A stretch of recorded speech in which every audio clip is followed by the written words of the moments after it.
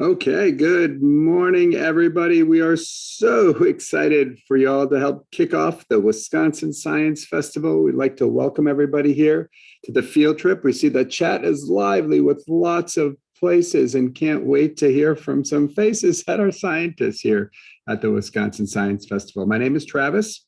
I'm here as part of the Wisconsin Science Festival team. And we're going to have some special guests, Heidi from the Neuroscience Training Program at UW-Madison, who helps with public engagement with the program. There's Heidi, hi. And then also, we're so lucky to have scientists with us. So Haley is going to get a chance for us to learn from her and her science as a scientist, and we'll dive into that in a second. We want you to participate. So you'll notice that your picture and audio are muted right now, but if you have questions, you all have found the chat. That's a great place to go. Type that in there right away, or if you'd like to, you can check out the Q&A feature.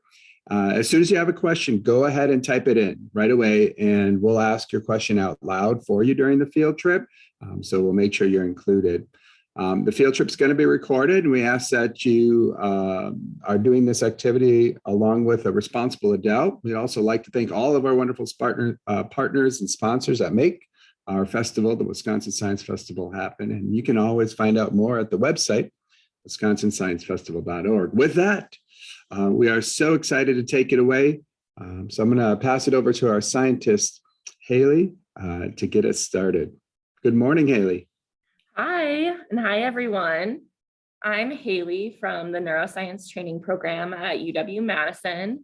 I'm a third year in the Neuroscience Training Program in their PhD program, and I study the brain. So what I'm going to be showing you today is a real life human brain. And I bet you haven't seen one of those before. So I want you to think to yourself, what do you think a real human brain looks like? And then we can compare once I show you the real one, if you were close on your guessing. So a little bit of background on me. I study how to make medicine to treat Alzheimer's disease, which is a disease where you lose your memories. And before coming to UW, I studied biology for 4 years at Gonzaga University in Washington State. And before that, I actually taught sixth graders about science in the outdoors for 4 years.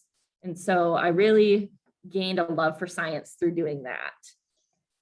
So from a young age, I always had a lot of questions about just existence, and always was asking why about just about everything. My parents didn't think that was too great, but now I think they see that that was actually very useful for me to be asking all those questions early on. And I became interested in studying the brain specifically because I had some family members that had developed diseases of the brain. And so since there aren't cures for a lot of those diseases, I wanted to be the one to find the cure for a lot of these diseases of the brain. And so that's why I became interested in the brain specifically. And as a neuroscientist, you are constantly moving around and using your hands and building things and answering questions that nobody knows the answer to. So you get to make a lot of cool discoveries on your own that really help the greater good and finding cures for some really tough diseases. So today I'm going to be showing you a real life human brain. So I'm going to get that out.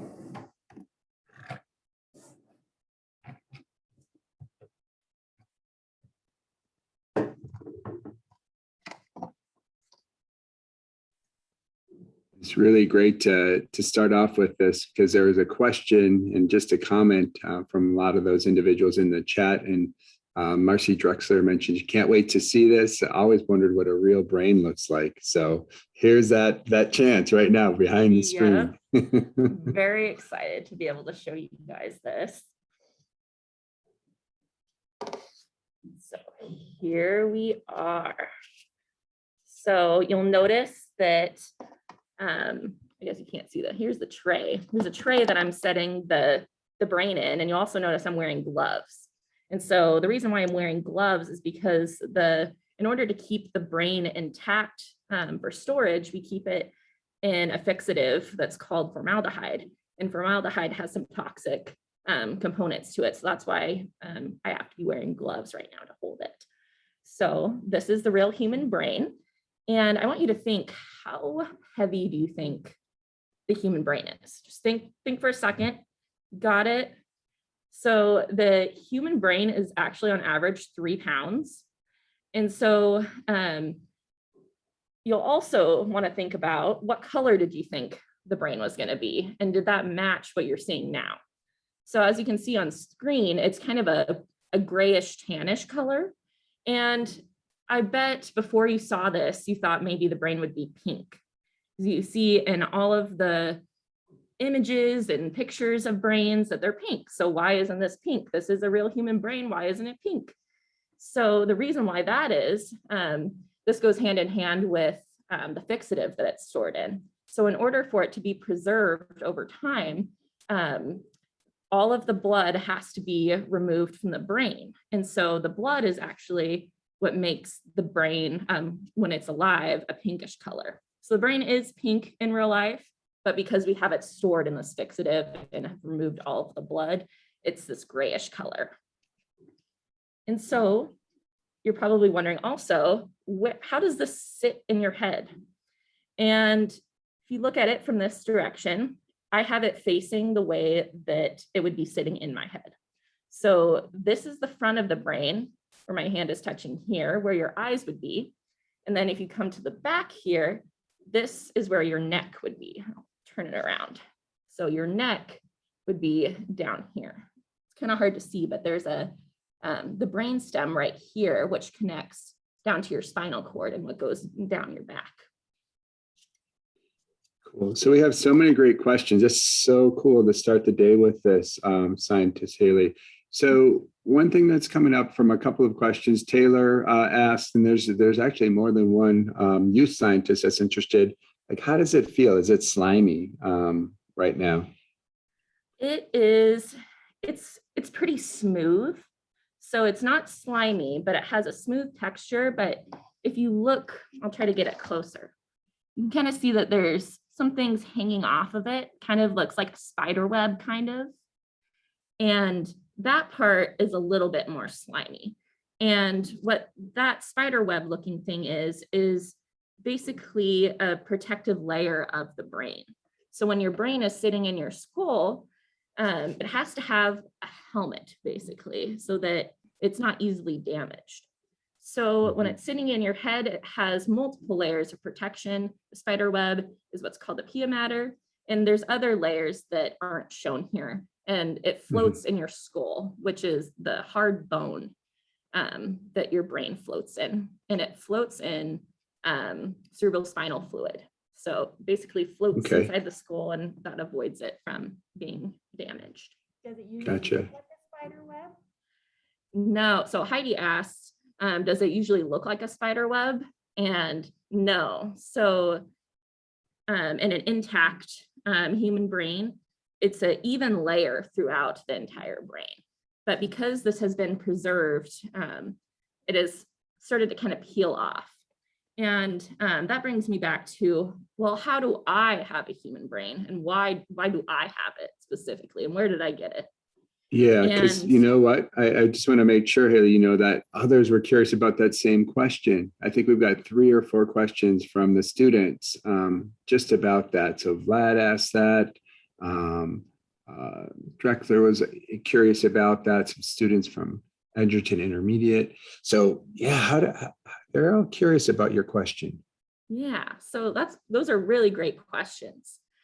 And the reason why I have it is we had someone donate their brain to science. And so we're lucky enough to be able to use these real human brains for educational purposes. And someone very generously decided to donate their brain after they passed away. And we don't have any specifics on who the brain's from, male or female, or any identifying information. All we know is that they were a healthy individual and an adult. And so those are the main the main characteristics of, how I got this. Got it. But we don't know So how old it is either. Oh, that was a question I had too. Yeah, for Alexis and Elise were kind of wondering that same thing. Is it like a tree ring where you could you could understand based on some characteristics of the brain, or No, do I you wish I wonder about could. that? Okay. But all we can tell is that it's definitely a fully developed brain because it has all of these, might be hard to see, but there's all of these little wrinkles all around the brain. And based on the size as well, we know that it's an adult brain. And we also know that this person didn't have any kind of diseases of the brain, because in some diseases like Alzheimer's, for example, you'll get shrinking of the brain. So the brain will actually be smaller. So that's all we know about this brain. It's healthy in an adult. So Emma had a question about the brain. How does the brain grow as you get older? And you're saying that it kind of maybe didn't grow a bunch more, but it kind of stopped seeing it was an adult. Like, how old would someone have to be where the growing kind of changes to an adult stage in the brain? So throughout development, you are born with the same number of brain cells that you will have for the rest of your life. And so they can't be regenerated. So when you're an infant, for example, you'll have just as many brain cells as you will have as a 90-year-old. And the difference is your brain grows over time. And I'm not entirely clear what age exactly would be an adult brain, but I would imagine it would be around 16 to 18, where it would be a full-size brain. But you get greater development of the specific parts of the brain too. You might hear that teenagers don't make the best decisions, and why is that? And a lot of it has to do with the development of the frontal lobe, which is this area up here in the front. And the frontal lobe is still developing at the age of 13, for example. And so the frontal lobe is involved in decision-making and personality. And so when you're a teenager, a lot of the times that's when you're developing your problem-solving skills and how to make better decisions, and developing your personality as well. And so different parts of your brain are developing over time, and it's not necessarily reflected in the size of the brain. Okay. Very, very cool. That was such a helpful answer, Scientist Haley. We have some other questions kind of related to, you mentioned like the frontal cortex, the front part of the brain. There's a question from the Stone kids, as well as Haley, and let me see who else asked the question here. Marley and Abella. How come is there two halves? Why is there a split in it? They were wondering. Oh, that's a really good question. So here, I'll tilt it up. So here you can see better this kind of crack right down the middle here. And that is what separates the two hemispheres of the brain. And so here would be the left hemisphere, and here's the right hemisphere. And the reason why we have this crack down here is it's separated by what's called the corpus callosum. And so you actually get communication between the two hemispheres. And so also, related to that as well, some people who have epilepsy or have seizures have a miscommunication between the two brain hemispheres, which cause them to have a seizure. And one surgery that can be done very rarely is to cut the corpus callosum in the middle here, so you don't get the bad signaling between the two hemispheres. And so that can sometimes stop seizures from occurring. Wow, that's pretty so interesting. There's some other questions about the differences between a youth or I think it was referenced as kid brain versus a adult brain. So just wondering that from have you ever had an opportunity to do kids that have the opportunity like you mentioned for your brain and the individual that donated that for medical science? Does the same thing happen with children, or do you know about that? Is that a question that you're able to address here from our chat? So are you asking whether we can see kid brains or? Yes, that was the question, I think almost exact. Okay, so not that I've heard of. There's a lot of ethical considerations when you're donating brain tissue. I imagine people are able to donate kid brains for usage in research strictly. But I don't think that you could show a kid brain in a situation like this, for example. And I was kind of wondering, is there other ways besides for kind of holding it in your hand that you can see inside to see a brain, with other kind of tools or technology? Yes, there's tons and tons and tons of really cool technology to be able to study the brain. And there's also a lot of different models that you can use to study the human brain. Well, not just human brain. You can use animal brains to make really cool and substantial discoveries. So in my research, for example, I use a mouse model. So I study the mouse brain. You're probably wondering, why would you study a mouse brain? Who cares about a mouse? We want to know about humans. So why would you use a mouse? And the reason why that is there's actually a lot of similarities in the brain of a mouse compared to a human. And so we study those by taking out the brain cells of the mouse brain. And so we can study how the different brain cells work through using a mouse model in order to make different discoveries about human disease, for example, and development. So that's interesting that you can use different types of animals and learn about the brains and how they compare. And there's a question here from, I'll just read the screen names from S. Gibney. Does a brain always have a line down the middle? So even like in a mouse brain, does it have a similar kind of line in it? Yes. So in a mouse brain, let's see, we have one? No, we don't. So we don't have a picture of a mouse brain. I wish we did, but we have some other animals. But oh, let's see them. Yeah, what might you have that's similar? So this is a cat brain. And then, let me see what that is. The chicken brain and a snake brain and a bullfrog brain. And those are their eyeballs that are still connected to them. So you can see how tiny they are and get bigger and bigger to the cat. And do you want to hold up the human compared to the cat brain? Oh, that's a great comparison. Yeah. Sorry, there's a glare there. Oh, we can see it pretty good. Thank you. Oh, but you can see that there are two halves to all of these brains as well. mm-hmm. Awesome. I definitely think you all answered that question super well, looking at different types of animals, and you can see those shapes. And there's questions about how many parts the brain has. Is that the same, or like, is that different between a cat and a human? So the human brain is a lot more complex than other animal brains.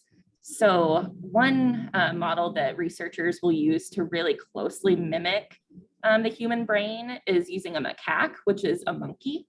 And so monkeys have really similar brains to humans. And they have a lot of the same areas of the brain that humans do. And so macaques also have a lot of the same emotional and intellectual abilities, not nearly as complex as humans, but they are able to feel things like fear and sadness and things like that where you wouldn't see in a mouse. So I'm not exactly sure how many parts of the brain there are, but there are a ton. But there are 4 main lobes of the brain. And so I can show you on here the 4 different lobes. So we've talked about the frontal lobe, which is this front area here by where your eyes would be. And then we have in the back of the brain, the occipital lobe. And something interesting about that is the occipital lobe is involved in vision. So why is the area of the brain that's involved in vision in the back of the brain far away from where the eyes actually are? So that's a good example of how much communication actually goes on throughout the brain. So when you get visual input and you see something in front of you in your eyes, it has to travel all the way to the back of the brain to be able to be processed. And so in the occipital lobe, that's actually where it's telling you, so you can understand what you are seeing, what color you're seeing, or what you're seeing, who you're seeing, things like that. Sure. So that was a question that several of our youth scientists had about how do you see? And you mentioned you're seeing in the occipital lobe. So could you maybe trace that one through with that, or maybe even use, I was wondering like if a cat and a human brain kind of have the same pathways for seeing, just wondering. Yeah, let me see if I can find it on here.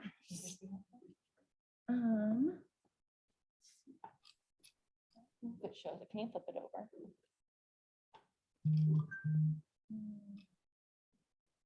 Yeah, so I can show it on here. This question's from Elise. I know for sure had curiosity about this question, and I know there are several other youth scientists that did as well. Great question, Elise. So if your eyes are right here, so the input from your eyes comes in, and I'll flip over the brain because it actually comes down in here. So it's a little bit hard to see. So I'll have Heidi show in a minute where it's coming from. But there's, let's see here. We can see that really well. There's an area in here that is called the optic chiasm. And so when the visual input comes in through your eyes, it actually crosses at the optic chiasm. So the information from your right eye crosses over to the left side of your brain, and the information from your left eye crosses over to the right side.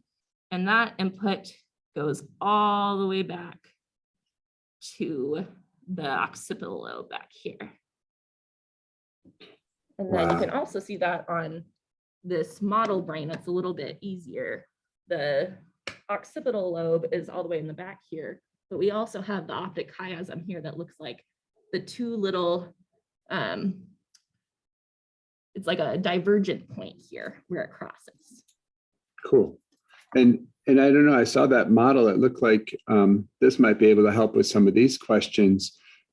There are several great questions, like Asias was wanting to know, and other students, what is on the inside of the brain? Can you what's, because we're seeing the outside. Yes. So they were curious about that. So I don't know if you have a way to answer that question. And you do, of course, like how scientists are able to answer questions, right? I know that's what we're going to check out here. So we'll find out what scientists, oh, wow. Yeah, that's a great question. So like this is titled, it's a peek inside of your brain. So here is also a human brain, but now it's sliced down that middle line that we were talking about earlier, the corpus callosum. So now we can see the inside when it's cut down the middle like that. And so here, this top ridge here is actually the corpus callosum. So that's where the two hemispheres are connected. And you also see that there is like a hole in here. It's kind of hollow. And think about what you think that hole is for. Why would there be a hole in your brain, like right in the middle of your brain? So that's actually ventricles. So ventricles is what holds the cerebrospinal fluid that goes through your brain. And the cerebrospinal fluid, like we talked about earlier, is what your brain floats in the skull as like a cushion. And so your brain isn't just hitting against your skull, because let's say you get in a car accident and your head jerks forward, your brain isn't just going to slam into your skull in that instance. And so the cerebral spinal fluid is what's going to kind of cushion that impact. So can you talk a little bit more about that one? Because there were several questions about how does a helmet protect you, and what is a concussion? My friend got one from a riding accident. Does wearing a helmet help you from getting a concussion? So yeah, you mentioned something about a fluid that connects all the way throughout and inside even. Yes. So what do you know about that can help us answer these questions? Yes. So helmets are super, super, super important to wear because it acts like an additional skull, basically. So it's an extra layer of protection for your brain. So the brain that I'm showing here would be floating in the cerebral spinal fluid. And then outside of that is the skull, which is the hard bone that keeps your brain in place. Yeah, Heidi has a cool So the diagram skull would be here. covering it, but the skull's cut off here. So, Yeah, and so the helmet acts as basically an additional skull. So you have an extra layer of protection if you were to fall off your bike, for example. I guess I had a concussion in high school from playing soccer. And what had happened is I went to hit a ball and I couldn't see, and the ball hit me in the head and my head jerked back and I got a really bad concussion from that. And what happens and why you have issues with memory and dizziness, and sometimes your vision can be distorted. For example, when I got mine, my vision flipped upside down. So basically the world was upside down. And the reason why that happens is you get, you're injuring the brain tissue. And so your brain has a lot of mechanisms for overcoming brain injury. But there is a lot of research still looking into how to cure more severe traumatic brain injury. So yeah. That's super cool. So what causes the concussion is when you have a hard impact, let's say this brain here, the brain still, even though it's floating in the cerebral spinal fluid, it can still bounce around in your skull a little bit. And so it gets bruised, basically. If you think of falling off your bike and hitting your elbow on the concrete, you get a scrape or a bruise. And it's kind of similar with traumatic brain injury. If you have an impact there, it's going to move and hit on your skull and cause a little bit of a bruise there.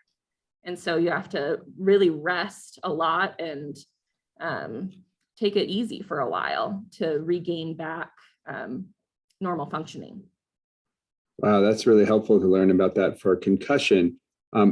We've got maybe a very different kind of question about sometimes when we feel our brain. Madeline and others from Ms. Drexler's class are wondering about a brain freeze. So like if you have, where you have that, is that related to the brain, or do you know about that? Like what's happening there? So with a brain freeze, you're, I guess it's a good place to start with your tongue and your overall brain functioning are connected, believe it or not. So think about how you're able to taste different flavors, for example. So if you eat a sour gummy worm versus a bitter, like broccoli, let's say, how do you distinguish between broccoli and a sour gummy worm? And there's different areas on your tongue for different types of tastes. So it's a little bit different from the brain freeze, but there is the connection between the cold sensation in your tongue that you can feel. So in your tongue, there's receptors for different kinds of tastes and sensations and even pain. So if you're eating and you bite your tongue, how do you know that hurts, for example? So there's different receptors in your tongue that can sense the cold versus hot or sour versus sweet and things like that. Cool. Yeah. So, I mean, just really all of our way we take in the world gets connected to the brain, including what we taste and also a brain freeze. It's how we're taking information in there. Yeah, I just recently had a brain freeze from a very good dessert treat. That was fun. There's lots of questions about different types of animals and just the size of the brains, from horses and dogs to whales to elephants, and just to kind of summarize, because we have so many amazing questions, y'all. We're so excited. But can you tell us a little bit about the difference in sizes and the kinds of brains that you're able to understand and compare? Because you showed us a few already.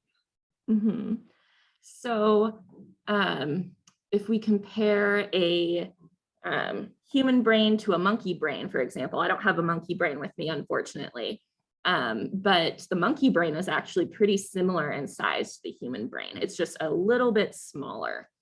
And if you're trying to determine size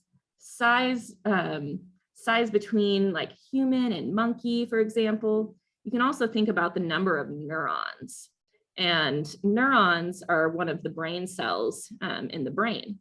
And in the human brain, for example, the neurons are packed super, super tight inside the brain. So there's actually mechanisms for how the human brain can have so many more neurons, for example, compared to a mouse brain, for example. You can't pack as many neurons into a mouse brain. But also, let me think here, even a rat brain. A rat brain is slightly larger than a mouse brain, but it looks very similar to a mouse brain. But again, you'll notice on the human brain, we have all of these little cracks and rolls and things like that, whereas the mouse brain doesn't have any of those. It's completely smooth. And that's the same thing with the rat brain as well. So while there are these major parts of the brain that are similar in the mouse, there are also other characteristics that aren't exactly the same. And do you know anything about some of the larger brains, elephants and whales, and there's some kind of trivia like questions being asked about, the largest brain, and then is it an elephant? What's the biggest brain you've seen from Kinsley's class? These are great questions. You're going to stump me here, asking such good questions I might not even be able to answer. Wow. The elephant brain is actually 4.5 to 5 times larger than the human brain. And so the elephant brain is very, very large. But what's important to note about that is just because the elephant brain is bigger doesn't mean that the elephants are smarter than humans, for example. So the size of brain doesn't necessarily mean that they're more complex. Got it. So they'll still kind of maybe have those two sides. You call them hemispheres, right? But they'll be just different lengths and bigger, but maybe the complexity is the size might be different, but the complexity might be less. Yes. Kind of interesting. Exactly. So one more question that's coming up here about all sorts of different organisms, like an ant, a jellyfish, a bacteria. Like, do they have something like a brain, or do they have a brain? Lots of great questions. I've seen that question so many times. We appreciate your curiosity, everyone. Oh yeah, these are great questions. You're already budding little scientists, and this is so exciting that you have so many questions.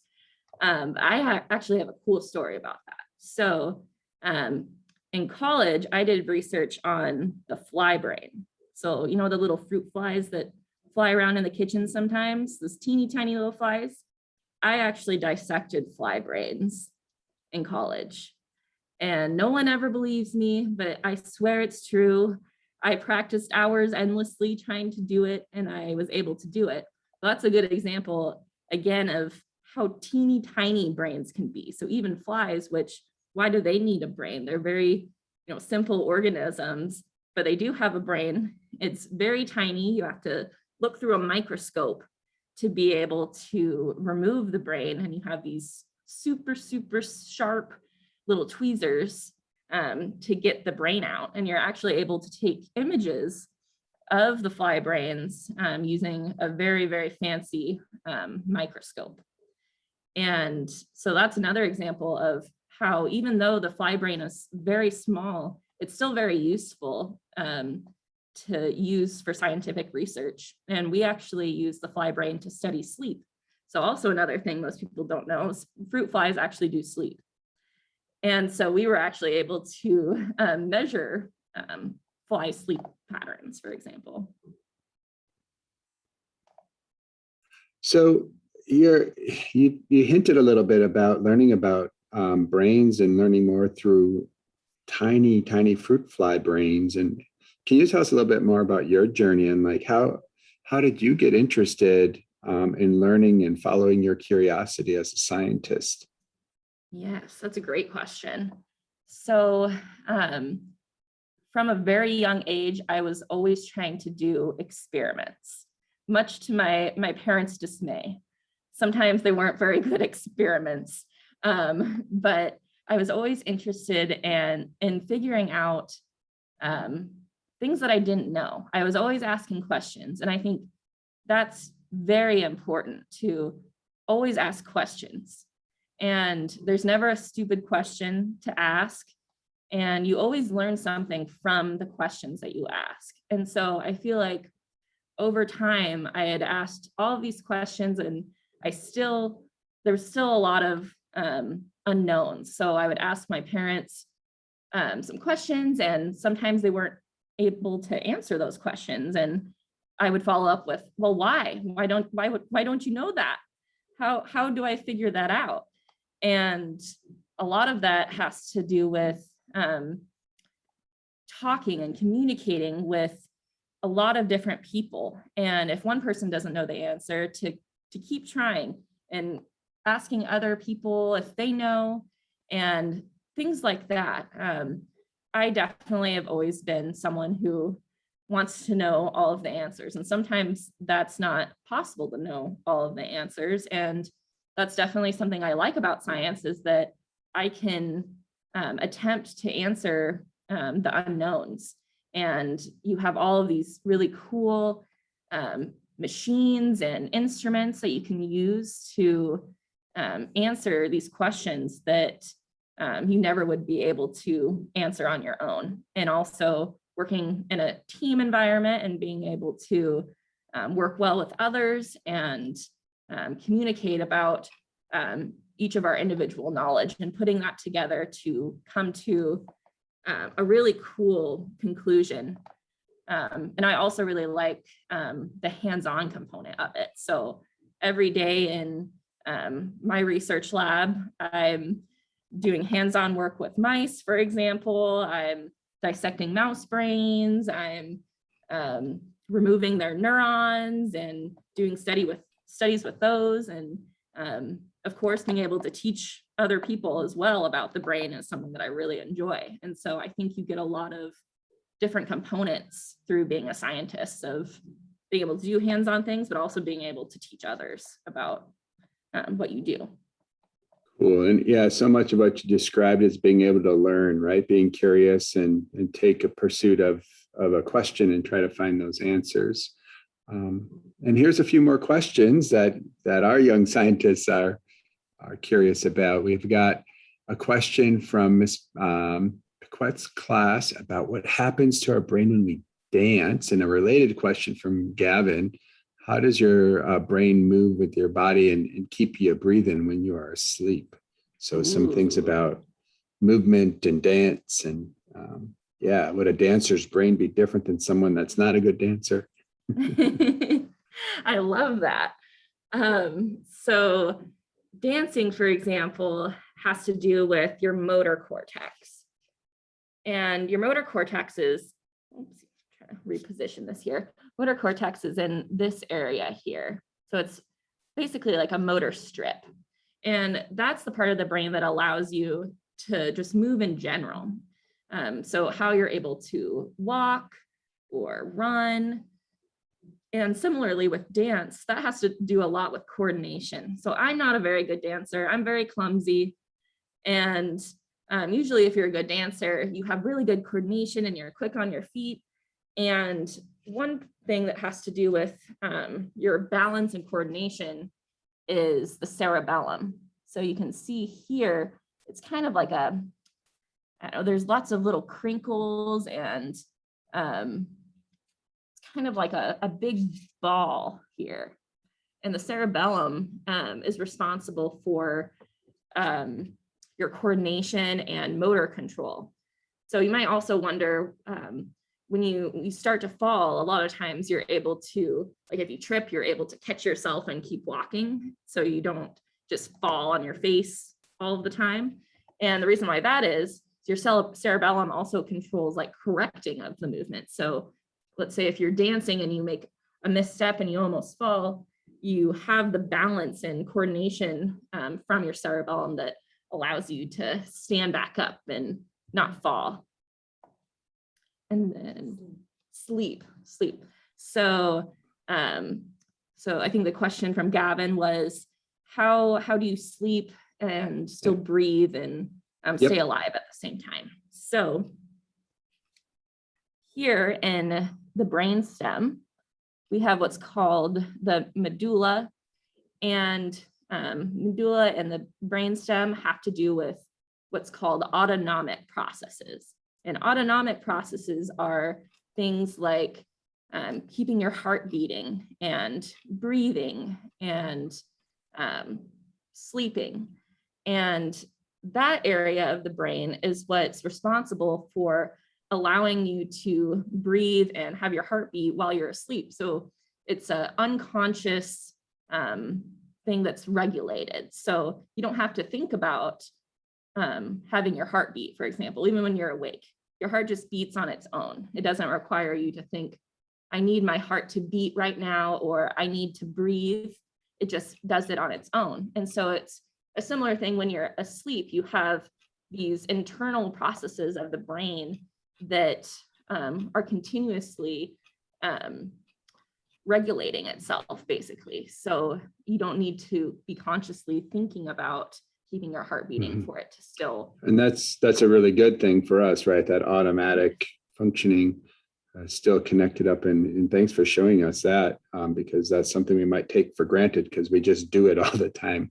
So we're running towards the end of our session here, and it's such a great kickoff for the festival. There's a couple of other points maybe for one last closing question, and we're going to try some way to get to all these other, I think we've got more than 50, 60, 100 questions. I can't even count how many. But there, Emma mentioned that she has been inspired and wants to be a scientist just like you, which is super cool to learn and meet scientists. But what would be maybe a piece of advice for anybody that's curious about this opportunity for them to be a scientist or learn more about science? Oh, I love that. That's so exciting. So I think my biggest piece of advice would be to continue to or start asking a lot of questions, like I had said previously, but also to really try to get a lot out of the science classes that you'll be doing and experiments. And there's also a lot of things outside of school as well that you can do. So when I was younger, I was really interested in nature, for example. It's not necessarily brain related, but there's also scientists that study plants, for example, and nature can tell us a lot of things about science as well. And so getting out in nature and learning about those types of things as well would be really useful. And also attending things like this. You're already off to a great start. He decided to come today and learn about the brain. I think that's a really cool thing. You can stay tuned for all of these other presentations as well and learn about different types of science and all of that. And I think things like that are very valuable. Oh, that's super great. Thanks so much, Scientist Haley. We can't wait to see kind of how you're going to help society with your learnings and curiosity as you do your research going forward as a scientist. And thank you to Heidi Neely from the Neuroscience Training Program for helping to support and make connections to our wonderful researchers at UW-Madison. And thank you all of our youth scientists, teachers, family members for joining us here at the Wisconsin Science Festival. A recording of this field trip may be available, and we'll follow up with teachers about that. The Science Festival continues. It's just getting started with events from organizations across the state of Wisconsin. So check out wisconsinsciencefest.org for fun science, and we'll see you there. Thanks, everybody. Thank you so much.